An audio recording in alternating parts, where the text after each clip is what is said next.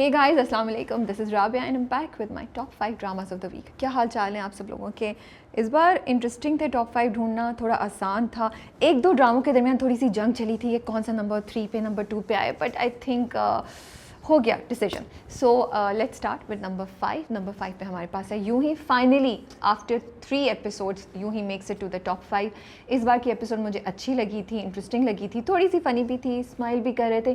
There is still something missing, it's a bit slow, but I mean I like watching यूं ही। I just wish के हर चीज़ को time के साथ evolve होना पड़ता है और थोड़ी सी जो आजकल की रिक्वायरमेंट है उसके मुताबिक पेस थोड़ी सी तेज़ होती और कैरेक्टर डेवलपमेंट थोड़ी सी बेहतर होती, तो I would have really appreciated that. But still it's really nice to see Bilal Ashraf on TV screen and Maya Ali again after a long time. Number 4 पे हमारे पास है कुछ अनकही। फाइनली हमें सलमान और आलिया ज़्यादा नज़र आए इस बार एपिसोड में, उनकी नोक झोंक, उनकी दुश्मनी, सब कुछ देखने को मिला। कुछ Ankahi as usual, multiple messages, great messages, funny scenes, comedy भी थी और रिलेशनशिप्स, रिश्तों का तकद्दुस, रिश्तों का इंटरेक्शन, सब कुछ बड़े मज़े का होता है। हम मुस्कुराते भी हैं, कहीं कहीं हमारे दिल को भी कुछ हो जाता है। इस बार की एपिसोड भी ऐसे ही थी। अब देखते हैं कि थानवी साहब अब शादी अटेंड करने आ गए हैं तो सोफिया पप्पू और थानवी की क्या इंटरेक्शन होता है, और सलमान भी ऊपर छत पे आएंगे, तो सलमान और आलिया की जो छत पे मुलाकातें, I am looking forward to them. Number 3 पे हमारे पास है Sarerah. I am so impressed with Sarerah, it is such a great idea. I think 6 episodes हैं और हर एपिसोड जो है वो इतनी इंटरेस्टिंग होती है, आप बिल्कुल बोर नहीं होते कॉन्स्टेंटली। यार मतलब आप स्क्रीन देख रहे होते हो, आप सोचते हैं कि यार अब क्या होगा, अब क्या होगा, and you curious to find out story किस एंगल पे जाएगी, क्या नई डेवलपमेंट होगी, इस चैलेंज को, इस मुश्किल को, इस स्ट्रगल को ये लोग कैसे ओवरकम करेंगे।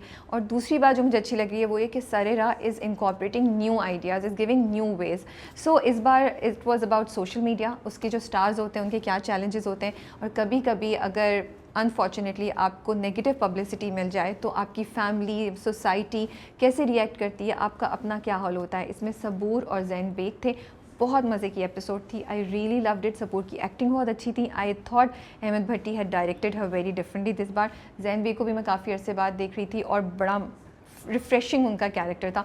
सिर्फ एक चीज़ थी जो हमने अभी अपने ड्रामा कप में भी कही थी कि I wish they had not mention कि नेगेटिव फेम है तो अब उसका फ़ायदा उठाओ, ये बात नहीं डालनी चाहिए थी। अदर देन दैट, क्योंकि फिर आपको ना आप आइडियाज़ दे रहे हैं और लोगों को भी कि अच्छा चलो हम इतने दिन से मेहनत कर रहे हैं, कुछ हो नहीं रहा, तो हम भी कोई ऐसी वीडियो बनाते हैं, कुछ गलत काम करते हैं जिससे हमें फेम मिल जाए, नेगेटिव पब्लिसिटी मिले, तो हम लोगों की नज़र में आ जाएंगे। सो ये जो चीज़ थी वो आई विश के they had not done. Other than that Sarerah की एपिसोड बहुत इंटरेस्टिंग थी। नंबर 2 पे जाने से पहले हम करेंगे best director. Best director this week goes to Sirajul Haq for तेरे बिन।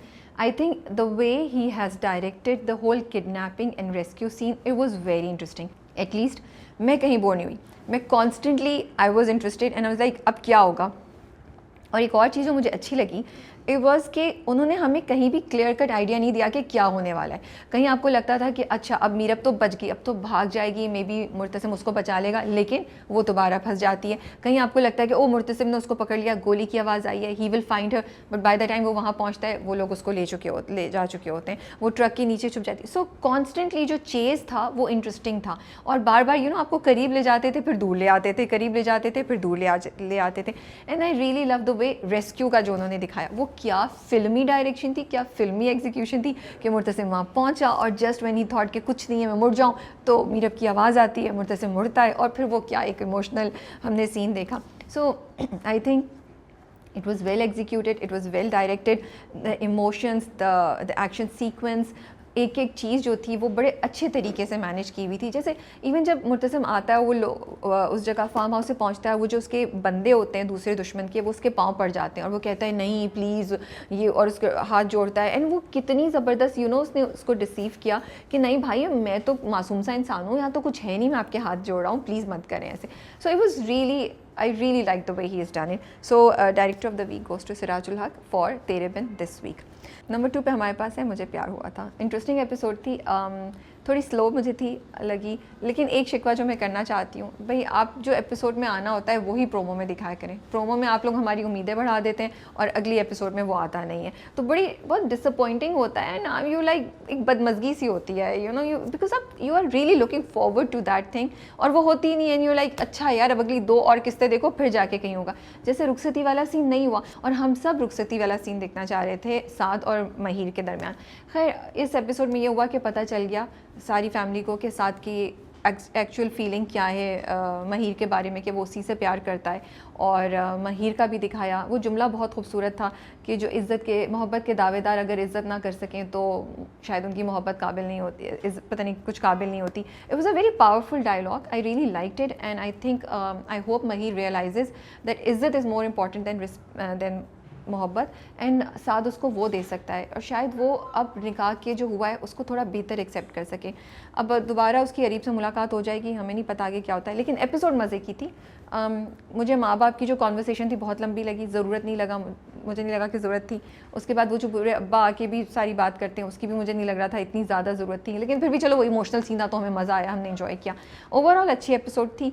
अब I am waiting for the next episode कि क्या उसमें रुखसती होगी या नहीं होगी। नंबर 1 पे जाने से पहले हम करेंगे best actor male and female. Best actor male goes to Wahaj.